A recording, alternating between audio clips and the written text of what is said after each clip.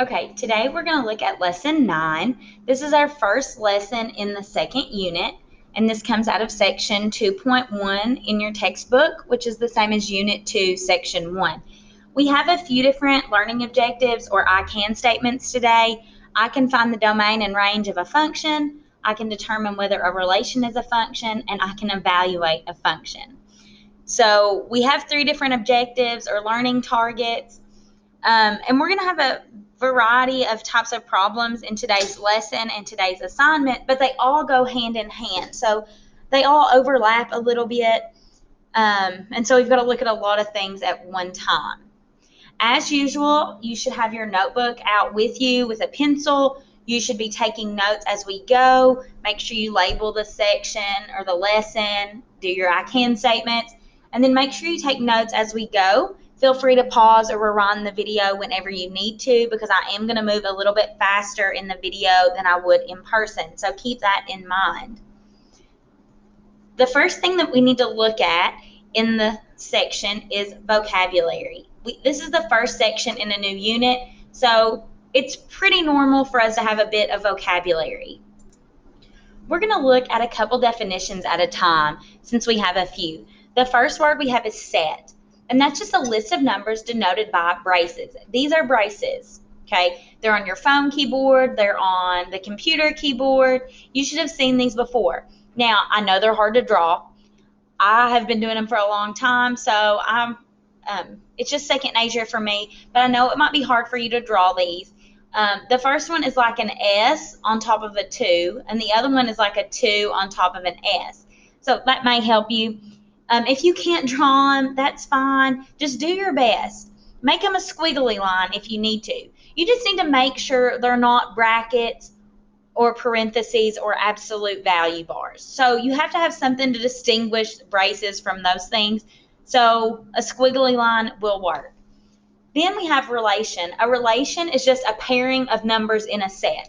So it's a list of pairs, of ordered pairs. Our next two definitions or terms are domain and range. Those should not be new words to you. You've done this in Algebra 1. You probably did it before that even. Domain is made up of our input values. There are independent variables that stand alone. They're not affected by anything else. They are what they are. Those are also x values, and they can't be repeated in functions. So if it's a function, your domain values all have to be unique. You can't repeat them. Range is the opposite of domain. Range is your output values, your dependent variables, your y values, and they can be repeated in a function. Okay, so make sure you have those two definitions written down. Make sure you have them written down correctly, because we're going to refer back to them throughout the lesson. You have to understand domain and range. Make sure you get those written down. The next term we have is vertical line test. We're going to use the vertical line test to determine if graphs are functions or not. This should not be new to you. I know you did it in Algebra 1. So if a vertical line passes through more than one point of the graph, it's not a function. So we'll look at a graph, we'll draw some vertical lines or pretend to draw some vertical lines, and if the vertical line hits more than once, it's not a function. Next, one of the questions that you're going to be asked regularly throughout this lesson is the relation also a function? And so this is what you need to think about. Does the domain have repeating values? So if the domain has repetition, if you see the same number more than once, your answer is no, it is not a function. And if it doesn't have anything repeating, so every number is unique, then yes, it is a function. And I know that's kind of counterintuitive, because yes is no and no is yes, but that's really important to understand. Make sure you have it written down. You're going to need to come back to this and remind yourself, if the domain repeats, it's not. If it doesn't repeat, it is a function. Okay, the first type of problems that we're going to look at are when we're given a relation, we have to pick out the domain and the range and decide if it's a function or not. So this is a relation. We've got our braces, we've got pairs of numbers on the inside, so this is a relation. So the first thing we're going to do is pick out the domain. So if we go back up to our definition, domain is our input or our x values, our independent variables. So if you think about an ordered pair, in an ordered pair, you've got an x and a y. So x comes first and then a y. So we're going to use that to pick out our domain values in this relation. So we have to draw a brace, and that one's kind of wild looking, but it's okay. So we need to pick out all of the x values. So 2, 1, -6, and 0. And close it with another brace. So there's our domain. Now we're going to do the same thing, but with the y values for the range. So on the range, we have 3, 4, 5, and 8. We close it with another brace. All right. Now we have to decide, is this a function or not? So we need to look at the domain values.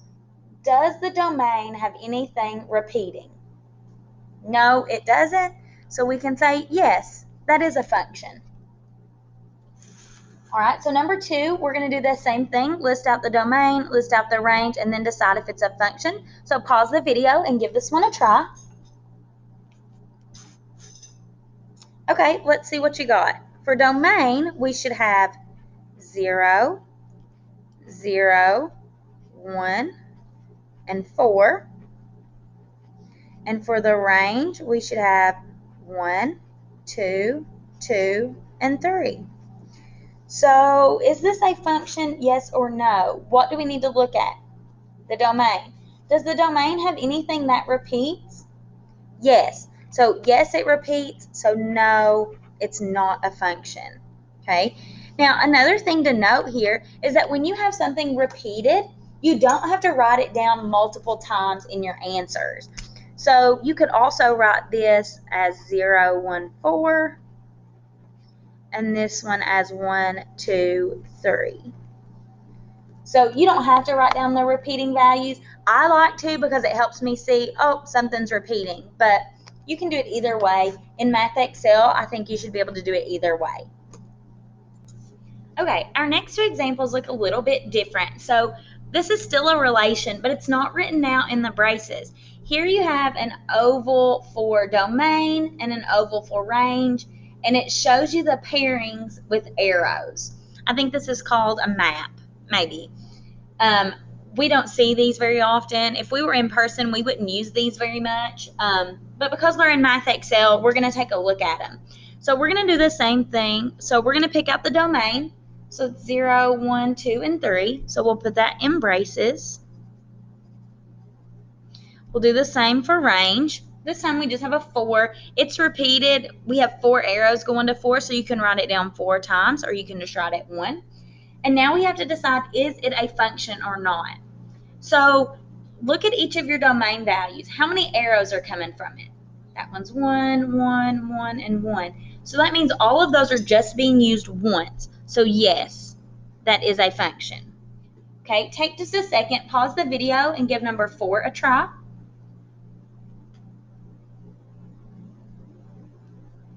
Okay, let's give it a try and see what you got. So for the domain, we have 0, 2, and 6. Okay, for the range, we have 1, 3, 5, and 9. And now, is it a function or not? Let's look at the domain values. Are any of our domain values being used more than once? Yeah, the 2 is. The 2 is going to 3 and 5. So that means this domain value is getting used twice. We can't do that, so that's a no, not a function. Now, before we move on and do the next type of examples, let's take a quick note. You're going to be given some problems that give you a table. There's going to be a table of domain values and a table of range values, and you're going to have to look at those and pick out the domain and the range, and you can do that. A good reminder is time is usually domain. Okay, if you see time, whether it's years, minutes, seconds, days, whatever, time is almost always a domain. Okay, and so on your table, you should be able to identify which one's X, which one's Y. Usually X is on top. So you might see If you see a table that's horizontal, this is probably your X and that's probably your Y. Or if it's vertical, your X is usually on the left and Y is on the right. So just remember that when you're looking at the tables.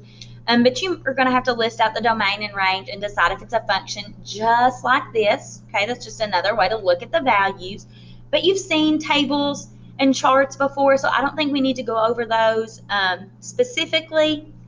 And then you're going to have to look at some graphs and match the tables to the graphs. Okay, I'm not going to do examples like that in the notes because I know that you guys are familiar with graphs.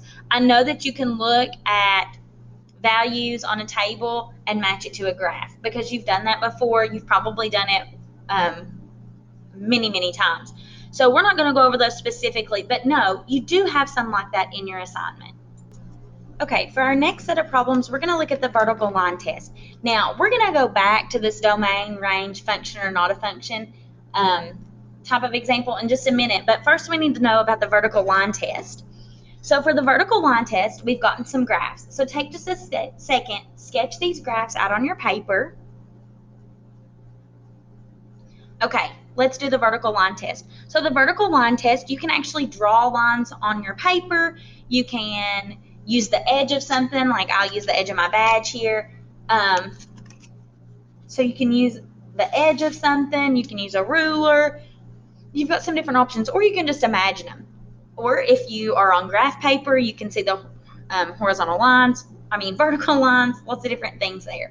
So let's look at the first one. So if I draw a vertical line through my graphs, am I going to hit anything on the graph more than once? I've got a point, a point, a point, a point. No, it only hits once. So yes, that's a function. Or you can say function, either one of those. Okay. Number 2, we can do the same thing. Draw some vertical lines. They only hit once, so that's yes or function. Okay. Number 3, we can do the same thing. And yes, that is a function. Again, depending on what the question's asking, if it says, is this a function, you can say yes. If it says state whether it's a function or not a function, then you would say function, not a function. Okay? So let's look at an example of a non-function. Okay, take a look at examples 4 and 5. Sketch those into your notebook the best you can.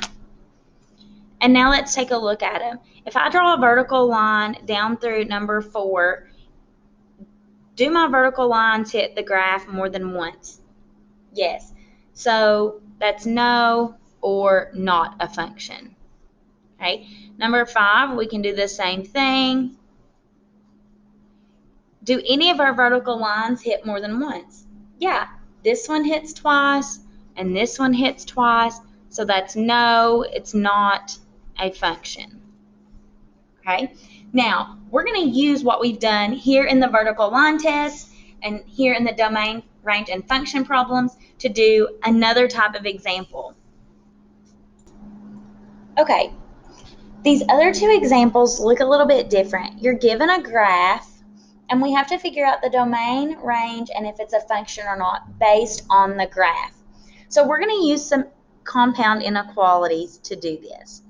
All right, so the domain. So the domain is our x value, so left to right. So when we have an arrow on the end of our graphs, that means it goes on and on and on and on and on forever, and it never stops. So if these arrows are continuing on and on and on forever, do we know the exact point where they're going to stop on the left and the right? No, we don't know. So that means we've got to think about infinity, all right? And so this is a little bit new, but just stick with me, okay? So if we think about to the left, we don't know where it's going to stop. The arrows mean it's going to go forever, so we have to say negative infinity. So that's negative, like a sideways 8, and that's less than. We can't say equal to because we don't know where infinity is, and so x, okay, because that's our x values. And so x is less than again, because we can't put an equal to on infinity. So if we're going to the right forever and ever and ever and ever, then we're going to positive infinity. So that's another sideways 8. So your domain is from negative infinity somewhere all the way to positive infinity somewhere. We don't know where it ends. Okay? Now, range is going to be a little bit different. Range is top and bottom. Okay? So let's think of the bottom first, because that's where our lower values are. Do we know where this graph stops going down? Yeah, it stops at -2. So I'm going to say -2 is less than or equal to. I'm putting an equal because we know where that 2 is. That -2 is. All right, is less than 8 is less than. Do we know how far up this graph goes? No. What do those arrows mean at the ends? It goes on forever. So we're going to have to put a positive infinity there. So your domain, we don't know where it starts or stops on either end. The range, we know the small value, we know where the bottom is, but we don't know where the top is. And now we have to think about the vertical line test. If we draw some vertical lines through our graph, is this going to be a function or not a function? Yes, it's a function. All right, we're going to do the same thing on number 2. So take just a second, pause the video, give it a try, see what you can do on your own. And don't stress if you make a mistake, we can always fix it. Okay, so let's look at our domain. Our domain, we've got arrows on both sides. Do we know where it's going to stop on the left? No. Do we know where it's going to stop on the right? No. So our domain is going to be the same as it was before. Negative infinity is less than x is less than positive infinity. That means your domain could include any of those values left to right. Now range, let's do it like we did the other one. We have arrows at the top, but what do we have at the bottom? It stops, and it stops at +1. So our smallest range value is 1, and it's less than or equal to. Why is it equal to? We know where it stops, right at the 1. And that's a Y. And I'm so sorry. We've got to go back over here to the range. If we were in person, hopefully somebody would have caught that before I wrote it down and moved on. But domain is X, range is what? Y. Very good, very good. All right, so range less than or equal to Y is less than. Do we know where the range stops or how far it goes up? No. Those arrows tell us it's going on forever and ever, so we have a positive infinity. And then draw your vertical lines. Is it a function? Yes. Okay, you have a couple problems like this in your Math Excel, but they are extremely, extremely similar to these. Use these examples to do those problems, and I think that you'll be just fine. Okay, our next type of examples ask us to evaluate functions. So here you're given a function, h of x equals 6x minus 8. H of x is another fancy way to say y. Okay, normally we're still y equals, but h of x just denotes a function. It means the function is h, our output is h, our input is x. And so it says find h of 7. So that means we're going to use 7 as our input value and evaluate the function. So everywhere there's an x, we're going to plug in 7. So we're going to say h of 7 equals 6 times 7 minus 8. All right, so we have h of 7 equals, what's 6 times 7? 42 minus 8. What is 42 minus 8? 34. So h of 7 equals 34. And that's your answer. Okay, here's example number 2. F of x equals negative 3x plus 12. I want you to find f of negative 4. So that means negative 4 is your input value. Plug it in for x and see what you get. Okay, so we should have f of negative 4 equals negative 3 times negative 4 plus 12. We can simplify. So f of negative 4 equals, what's negative 3 times negative 4? 12 plus 12 equals 24. So f of negative 4 equals 24. Okay, our last example is a little bit different. It is a word problem. You do not have to write the entire word problem down. If you just want to write down the answers, that's fine with me. But you will have at least one like this in your Math Excel work. So the store offers 5 books for $18, with each additional book costing $4. Write a function for purchasing 5 or more books. That's the first thing that we're going to do. So if you were breaking this down into parts, so that's going to be part 1. What will be the cost of 12 books? That's part 2. So we're going to have to make a function and then evaluate it. So you're given the function notation to start off with, c of x, okay? Let x represent the number of books above 5. So let's think a minute. So if we just buy 5 books, how much is it going to cost?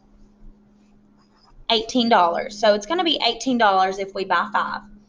And then if we buy more than 5, it's going to be plus how much per book? It's going to be $4. Good, so 4x. So there's our function. C of x equals 18 plus 4x. So that's part 1. Okay? Part 2, what will be the cost of 12 books? So let's think about that. So if we want 12 books, okay, this function represents the number of books above 5. So we need to do 12 books minus 5, which gives us 7. So 7 is the number that we're going to plug in for x. So we're going to say x equals 7. So C of 7 equals 18 plus 4 times 7. So C of 7 is 18 plus 28. And that equals 46. So the second part of your answer, so what will be the cost of 12 books? You can say $46 will be the cost of 12 books. So there were 2 parts to that answer. First, you have to make the function, then you have to evaluate it. And make sure we're not plugging in the number 12, it's the number above 5. So we have to do 12 minus 5 to get that 7. And you will have one like this, at least one like this in your Math Excel work. As always, if you need help on a specific question, hit the Ask My Instructor button. Email me, comment in Google Classroom, ask me on the live, something. If you need my help, make sure you let me know. Go do your Math Excel work. Have a great day.